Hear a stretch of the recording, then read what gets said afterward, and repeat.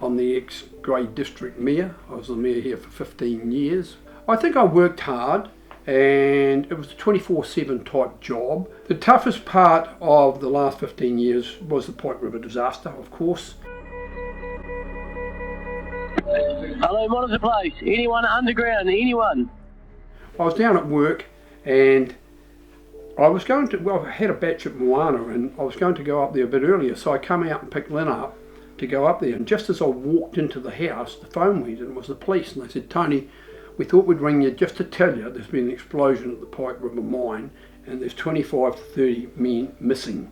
And Lynn was just walking through the room and she said, "What's wrong?" She just looked at my face and I said, "The effing mine's blown its top." To breaking news, there's been an explosion at a mine on the South Island's west coast. Details are still coming in, but we can confirm it's at the Pike River Mine near Greymouth.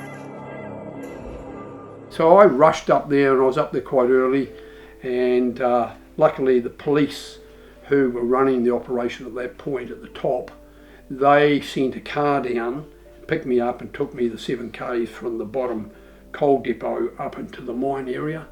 Well, you know, it was such an eerie feel up there at the time. The search and rescue from Strongman and other places and Solid Energy had come around.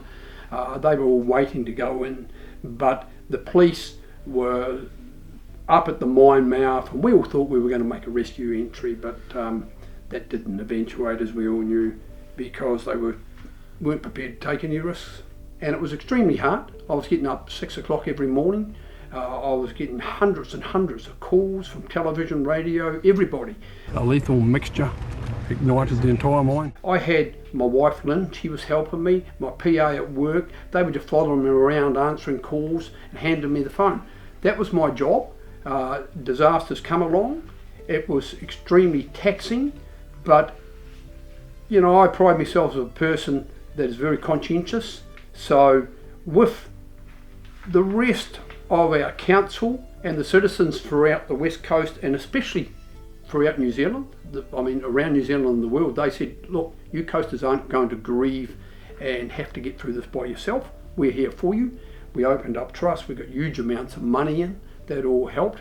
It won't bring the boys back, but at least it helped the families and the children of those deceased miners. It certainly was a dark day. Greymouth Mayor Tony Kokshoorn doing his best to console the inconsolable. So we're just hanging in there, like everyone's pulling together here, but you can take it from me, there's some terrible grief. I mean, to lose 29 miners in those circumstances is devastating, and everybody in the community knew someone that was involved in that mine disaster. So yes, it's one of those things we dread, but we live in a region that has been coal mining for over 100 years, so these things come along from time to time. That doesn't make it easier, but at least as a community, we all helped each other, piggybacked each other through it, and even though it's over 10 years ago, it had a massive impact on our region.